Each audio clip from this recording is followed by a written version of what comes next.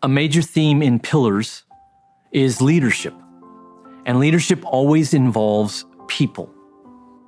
One of the most important traits and skills that we can have is leading people to change. A very practical way to talk about leadership is getting people to behave differently. If people behave differently than they are, then you can grow forward in your ministry and their development. And so leadership involves people and leading people to change. But that's far more complicated and far more difficult than it sounds. Sometimes we think as leaders that if we simply tell people what to do, then they're going to change. If we give them instructions, then they will change. And we're shocked, especially as we start out in ministry, that people don't always do what we say they should do. People oftentimes don't change because they don't see the need for change. They have a different way of measuring whether something is working or not, and they just don't see the need. Or sometimes people are nervous about doing something new, and they don't want to make a change because of the newness of it and all the fear and anxiety that can be wrapped around doing something they've never done before. Sometimes the people that we are leading to change just simply aren't motivated to change. They're with us and they're there, but they're not motivated to change, and change can simply be overwhelming for them. So then how do you lead people to change when they carry these kinds of obstacles to actually changing? As a leader, especially a young leader, you can get incredibly frustrated. You can speak louder, you can avoid them, or you can just get rid of them. But the Bible teaches ways that we can actually help lead people to change, recognizing where they're at. That inspires them and guides them to be able to change. And it begins by thinking of change as a journey. And the people that you are leading to change have three areas that are most important for them to grow in and for you to target. If you don't target all three areas, you will be far less effective in leading people to change. And the three areas are emotionally, strategically, and situationally. Now, emotionally means that they have to be motivated, they have to be inspired, there has to be an enthusiasm, a joy, an expectation. There's got to be an eagerness about it, and it's got to be real. You can't fake it with them, and you can't position them to fake it. Strategically, that means that it's clear, it's understandable. They understand what the change is and why the change is and what's expected of them in the change. The more unclarity there is, the more doubt and fog there is, the harder it is for that change to take place. We oftentimes think people are passive because they're not changing, and really all they are is confused. So strategically is another area you have to target. And then lastly, situationally, we oftentimes make people changing just based upon their self-control and their ability. But if we will target their situation, put them on a different team, change what situation they're in, that can help facilitate the change. These three areas, emotionally, strategically, situationally, they're illustrated throughout the scriptures. When the nation of Israel is going to go into the promised land, that's going to be a big change. And we know as they walk through the wilderness, there were many times when the Israelites looked back and said, well, if we were only in Egypt, we don't like this change. Now they're going to be going to the promised land, but there are battles that are going to go forward. And so you go, wow, how are we going to help the Israelites to be able to make these changes? Emotionally, what's going to happen? How do we inspire them around entering into the promised land and God's blessing, so there was a joy, there was an expectation of getting out of the wilderness and into the promised land? Strategically, they were very clear. We're going to line up the musicians, we're going to go into the Jordan, we're going to see God do a supernatural miracle that will assist in the emotional inspiration and the joy that's there. But there was clarity around how they were going to go in, where their first battle would be. People understood what it was going to be. But situationally, there was a change in leadership. Moses was no longer going to be the leader. Now Joshua was going to be the leader. And this younger commander, full of faith, who had been trained under Moses, was taking over. And that brought a different context to the situation. And you see them go forward in that way. You see this with Jesus and the disciples as well. whereas he's getting them to change and to behave in a different way, he targets all three of these areas emotionally, strategically, and situationally that will help them to grow and develop in how they can change. They're in the upper room and they receive the Holy Spirit and they have this power and this joy and this enthusiasm about going forward. He teaches them about having greater authority and doing greater things than he did. Strategically, he gives them very clear mapped out, first Jerusalem, then Judea, then Samaria. And even situationally, there had to be a change. In Acts chapter 7, the disciples were not following the strategic pattern given by the Lord. They were stuck in Jerusalem. And so there was the death of Stephen in Acts chapter 7. And that changed the situation. Now you could lose your life for being a Christian. And immediately the disciples spread it out and they started going into Judea and into the othermost parts of the earth because the situation had changed. So here are these three areas. I want you to focus on your ministry and the people that you lead. Are you targeting them and getting them to change by targeting these three areas? And I want to give you just a coaching tip for each area that will help you be effective in leading people to change. For emotional change, here's what becomes very important, and it seems counterintuitive at times. You have to kind of shrink the vision. You have to set more attainable short-term goals that will bring a sense of success and purpose and joy. Imagine you are leading a team to climb Mount Everest, and that is a really arduous task. And you are at the very base of the mountain, and you haven't even started the climb. And if all you do is talk to the team about climbing Mount Everest, some of them are going to say, it's too much. I can't do this for a month or 2 months, how long it takes to climb Mount Everest. But if you capture for them the vision of, let's just get to base camp. It'll take us 4 days, but let's get to base camp. Almost nobody gets to base camp. We could get to base camp. You know what you're doing? You're shrinking the vision. And that is within their capacity to be able to trust God for, to be able to work forward in an act of faith for. Oftentimes as leaders, we actually hurt our ability to lead people to change when we cast too great of a vision that is beyond their ability to reach for. So we have to kind of shrink this vision and we inspire a success in them so that when that step is accomplished, there can be a great celebration. I know that you have a great vision for your ministry, and God has surrounded you with people who you need to lead to a place of change. Break your great vision down into 7 stages of development, and then you begin to create that emotion of faith and joy and the possibility of attaining getting to base camp. And then you have a strategic change. Strategic change is very important because in order for people to change, they need the right steps.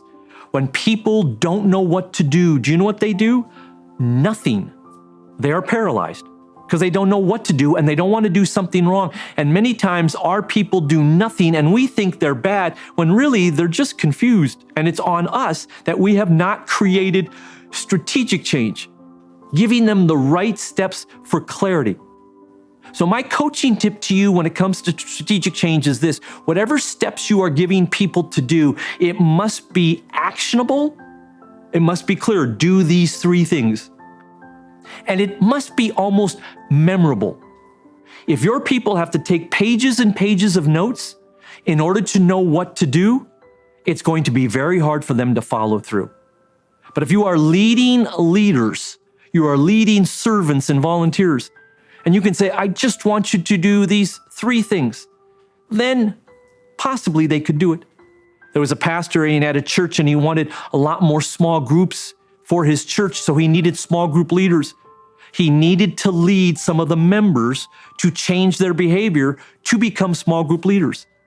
And he got up and he spoke to them with emotional change to inspire them, but then he spoke to them strategically. And here's what he said. He said, I just want you to be able to do 3 things. Could you have a heart for people? Could you do that? The second thing, Could you open your house, maybe serve some coffee or tea? Could you do that? And then thirdly, could you lead the people and talk about Jesus? Have a heart for people. Open your house and serve coffee and tea and talk about Jesus. With great simplicity, he gave them specific steps. And there were many people who said, I have a heart for people. I could open my house twice a month and serve some tea. And yes, we could talk about Jesus.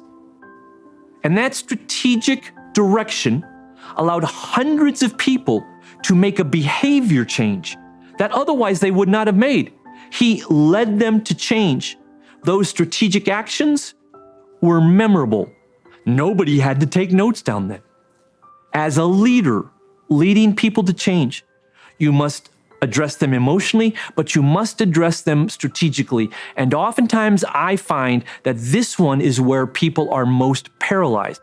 You haven't been clear enough. One of the ways you can know if you are clear, ask the people you are telling something to do to repeat back to you what you have asked them to do.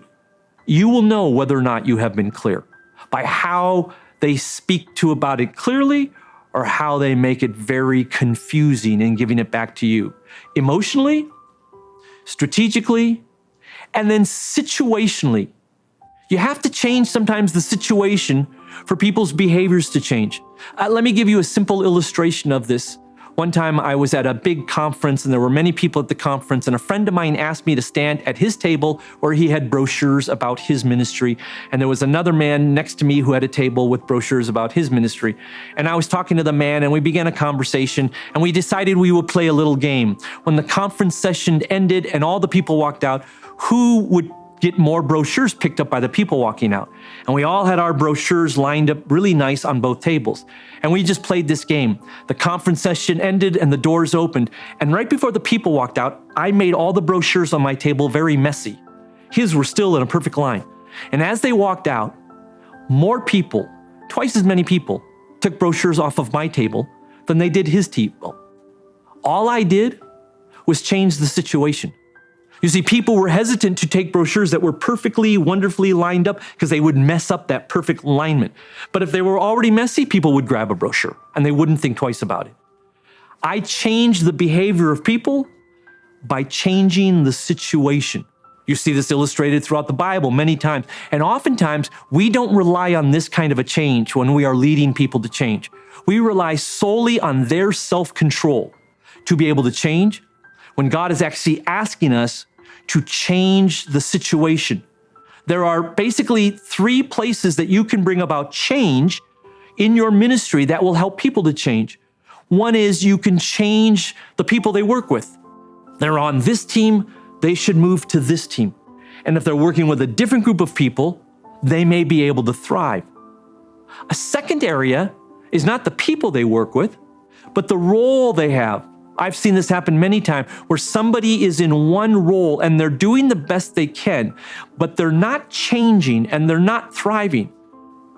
And all you have to do is move them from one role to another role that better suits their gifts and their skills. And all of a sudden you see them thriving and change takes place easily because you have changed the situation. You actually haven't changed them. You've just moved them to a place where they're going to thrive and grow. And sometimes you actually literally need to change the place where they're at.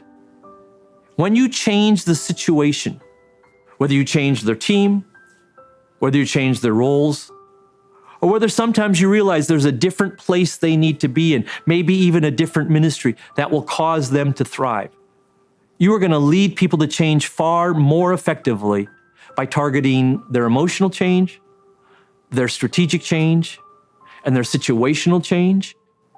When people change, there are obstacles to their change. The Bible actually gives us a leadership teaching that fits with this teaching on leadership change. It says this in Isaiah 57:14.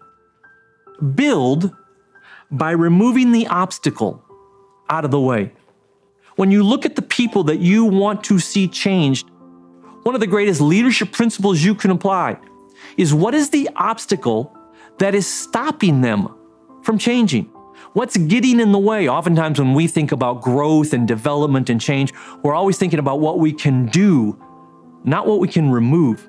But here Isaiah says, you want to build?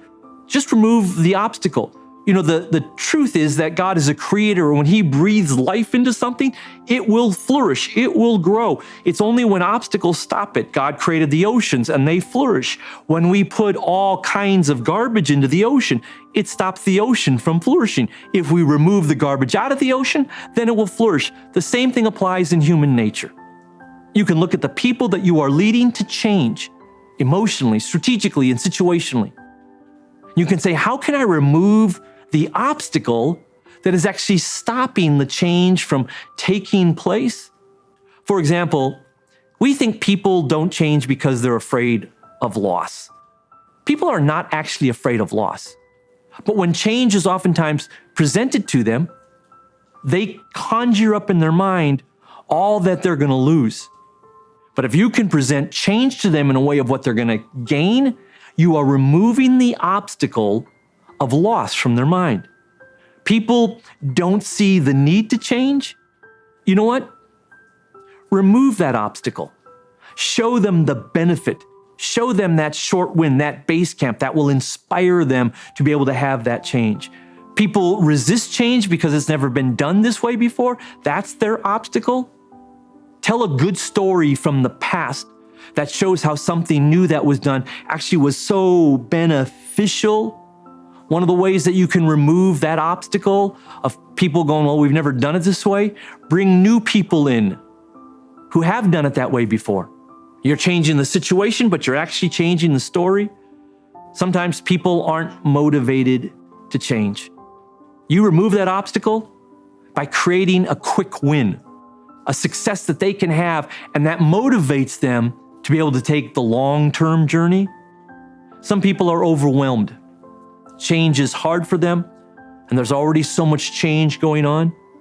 You remove that obstacle by giving clear, easy first steps where you make change easy.